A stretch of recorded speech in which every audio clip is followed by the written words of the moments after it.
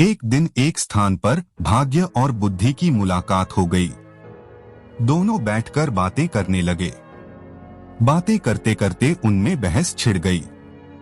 भाग्य ने कहा, मैं बड़ा हूं, अगर मैं साथ न दूं तो आदमी कुछ नहीं कर सकता।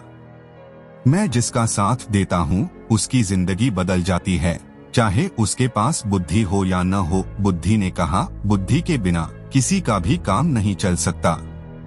बुद्धि न हो तो केवल भाग्य से कुछ नहीं बनता।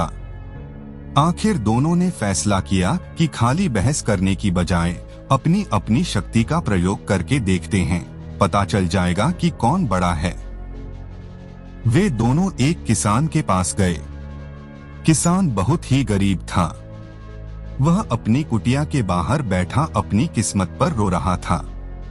भाग्य ने कहा, देखो इस इंसान के पास बुद्धि नहीं है, मैं इसका भाग्य बदलता हूँ। यह खुशहाल और सुखी हो जाएगा, तुम्हारी जरूरत ही नहीं पड़ेगी। किसान के कुटिया के साथ ही उसका एकमात्र खेत था। उसने उसमें ज्वार बो रखी थी। बालियां आ ही रही थी। इस बार उसने बालियों को निकट से देखा। बालियों में ज्वार के स्थान पर भाग्य के प्रताप से मोती लगे थे। बुद्धिहीन किसान ने अपना माथा पीटा और कहा, अरे इस बार तो सत्यानाश हो गया। ज्वार के स्थान पर यह पत्थर कंकर से भला क्या उग आए हैं।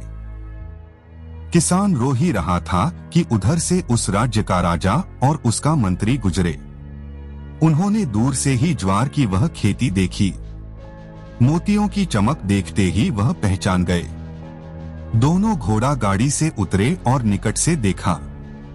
वे तो सचमुच के मोती थे। दोनों बोले कि यह कितना धनी किसान है जिसके खेत में मोती ही मोती उगते हैं।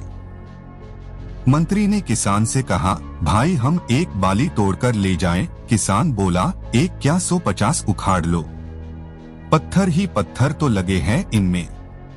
राजा ने मंत्री के कान में कहा, देखो कितना विनम्र है, यह अपने मोतियों को पत्थर कह रहा है।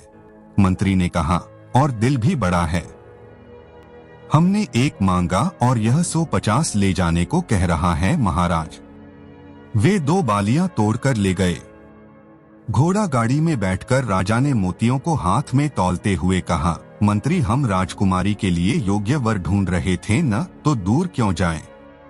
यह किसान जवान है, धनी है और कितना बड़ा दिल है इसका, इसलिए तो मोतियों को पत्थर कहता है। क्या ख्याल है? मंत्री बोला, महाराज आपने मेरी मुंह की बात छीन ली। मंत्री घोड़ा गाड़ी से उतरकर किसान के पास गया और किसान के हाथ पर एक सोने की मुद्रा रखकर कहा, युवक हम तुम्हारा विवाह राजकुमारी से तय कर रहे हैं। किसान घबराया और बोला, नहीं मालिक, मैं एक निर्धन किसान हूँ। मंत्री समझा कि विनम्रता के कारण ही वह ऐसा कह रहा है। उन्होंने उसके पीठ थपथापाकर उसे चुप करा दिया।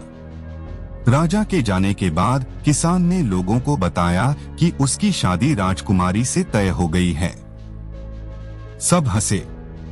एक ने कहा, अरे बेवकूफ, यह शायद तुझे मरवाने की चाल है। हम तो तेरे साथ नहीं चलेंगे, कहीं हम भी न मारे जाएं। अकेले अपनी बारात में जाइयो। किसान को अकेले ही जाना पड़ा। राजा ने इसका बुरा नहीं माना। मंत्री ने उसे अपने घर ठहराया। वहीं से उसकी बारात गई और धूमधाम से राजकुमारी से उसकी शादी हो गई। शादी हो जाने के बाद राजा ने दामाद को महल का ही एक भाग दे दिया। राजा का कोई पुत्र नहीं था तथा वह दामाद को अपने पास ही रखना चाहता था ताकि राजसिंहासन भी बाद में उसे सौंप सके। राज परिवार की परंपरा के अनुसार राजकुमारी वधू के वेश में सज-धज कर खाना लेकर रात को अपने पति के कक्ष में गई। किसान ने इतनी सुंदरता से सजी और आभूषणों से लदी कन्या सपने में भी नहीं देखी थी। वह डर गया। उसके मूर्ख दिमाग में अपनी दादी की बताई कहानी याद आ गई, जिसमें एक राक्षसी सुंदरी का वेश बनाकर गहनों से सजी धजी एक पुरुष को खा जाती है। उसने सोचा कि यह भी कोई राक्षसी है जो उसे खाने के लिए आई है। वह उठा और राजकुमारी को धक्का देकर गिराता हुआ चिल्लाता बाहर की ओर भागा। भागता भागता वह सीधे नदी किनारे पहुंचा और पानी में कूद गया। उसने सोचा कि राक्षसी का पति होने से अच्छा मर जाना होगा। राजकुमारी के अपमान की बात सुनकर राजा आग बबूला हो गया। राजा की सिपाहियों ने किसान को डूबने से पहले ही बचा लिया। उधर राजा ने आदेश जारी कर दिया कि दूसरे दिन उसे मृत्यु दंड दिया जाएगा। बुद्धि ने भाग्य से कहा, देखा तेरा भाग्यवान बुद्धि के बिना मारा जाने वाला है। अब देख मैं इसे कैसे बचाती हूँ। इतना कह बुद्धि ने किसान में प्रवेश किया। किसान को राजा के सामने पेश किया गया तो किसान बोला, महाराज, आप किस अपराध में मुझे मृत्यु दंड देने चले हैं? मेरे कुल में मान्यता है कि विवाह के पश्चात पहली रात को यदि वर वधू की जानकारी में कोई व्यक्ति नदी में डूब मरे तो वधू विधवा हो जाती है या संतानहीन रह जाती है।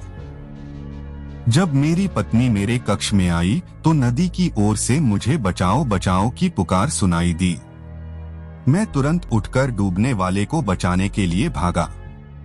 आप मुझे कोई भी दंड दे, मैं अपनी पत्नी के लिए कुछ भी करूंगा।